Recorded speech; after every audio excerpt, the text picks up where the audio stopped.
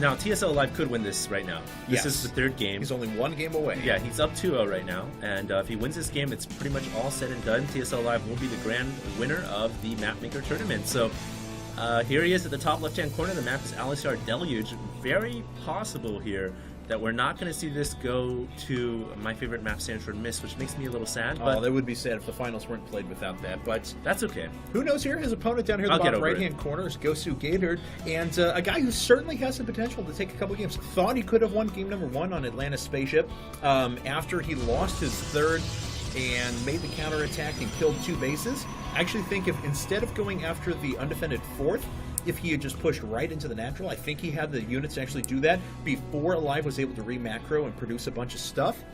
I think he actually could. I actually think he could have walked in and killed the natural and canceled a little bit of production. That's all in the past, though. Hindsight is 20/20. I think, and game number 2 was all Alive. Yeah.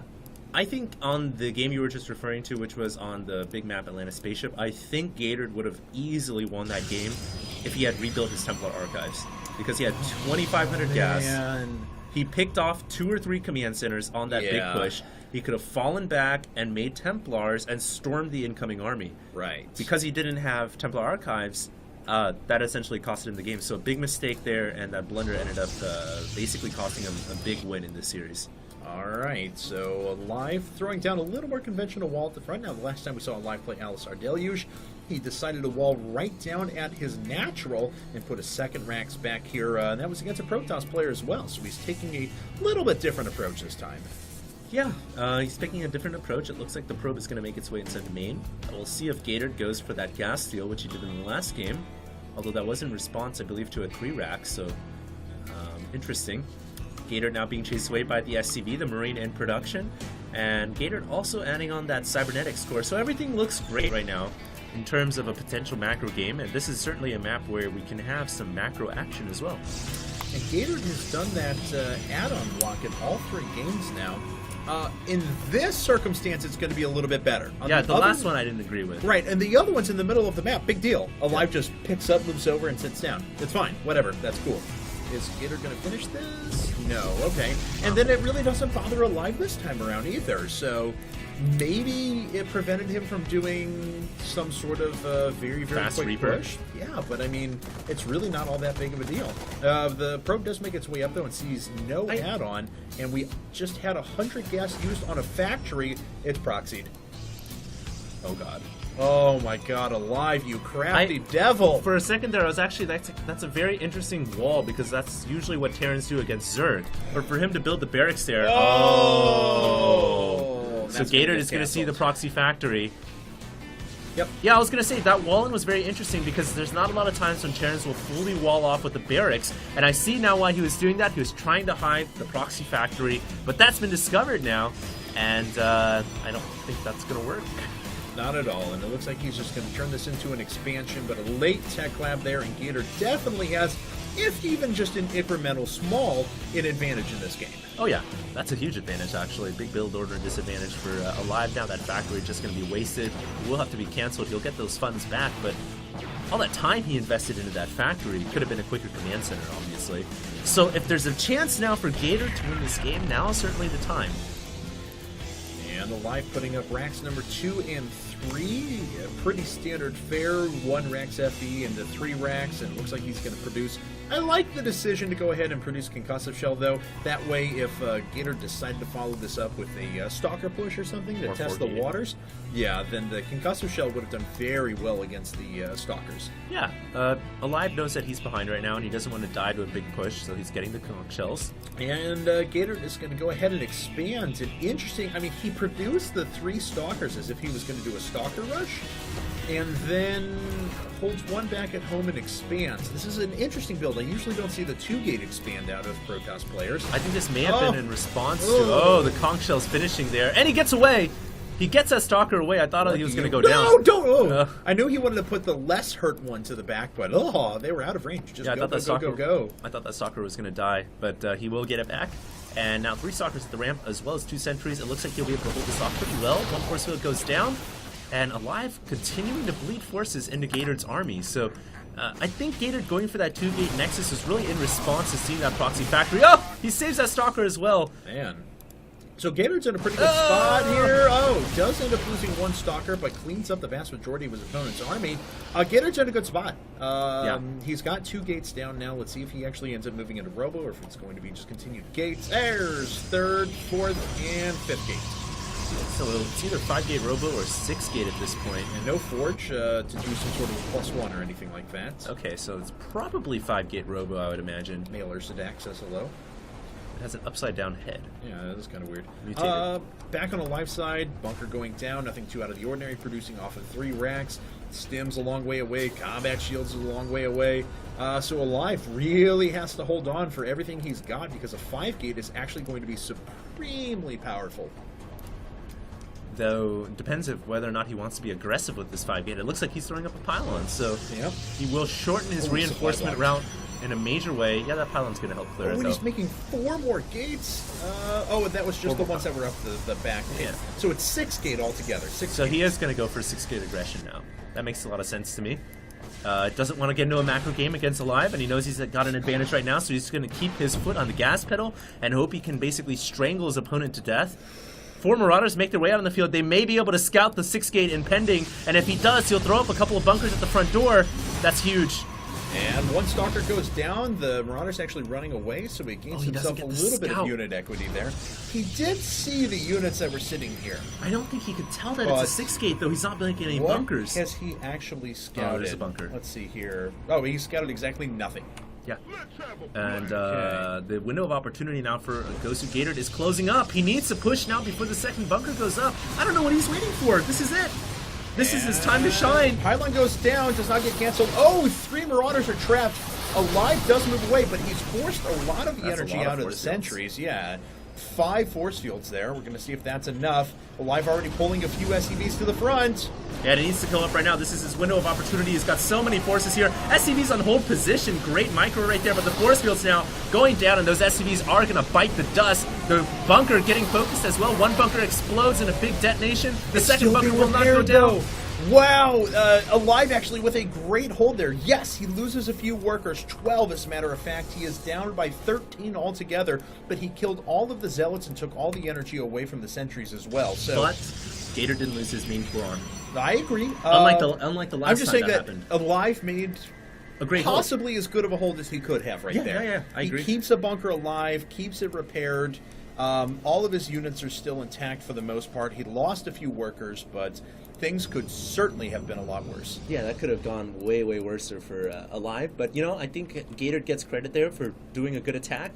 Not losing key units, only lost Zealots, and essentially he traded Zealots away for SCVs. Right. And that's always a good trade for a Protoss player to make. So right now he is really far ahead in this game, and the only way he loses now is if Alive kicks into Super Code S status and just beats Gatored to a pulp. Which is a possibility. Yeah, it is possible. Alive we're talking about here. So, all right, so a drop's going to come in. Gatored is on top of this now. He knows his opponent has to drop to try and catch up. This could end in disaster for Alive. Yeah, those Stalkers are already waiting. Gatored knows the metagame inside and out. This is one of the maps I think that is definitely plays a little bit more like a more standard map, where you have the timing windows and pushes, and then you have drops coming in around this time as well.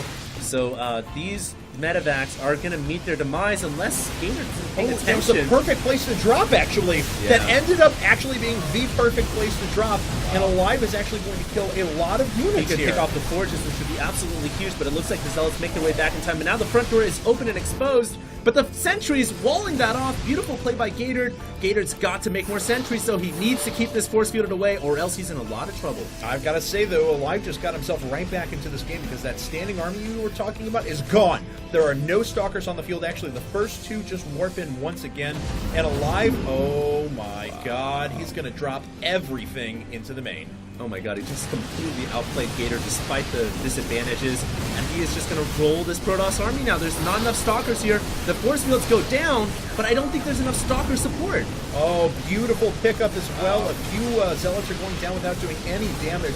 Now the force fields actually aren't worth all that much. Armor level 1 just finished. Oh, did it actually finish in time? No, armor was canceled. Oh my god. Only a couple of seconds before it was set to finish. One medevac does go down full of units, but Alive has gotten himself a nice win there. That's a huge win. That armor was just about to finish. Oh, and more units in the main now.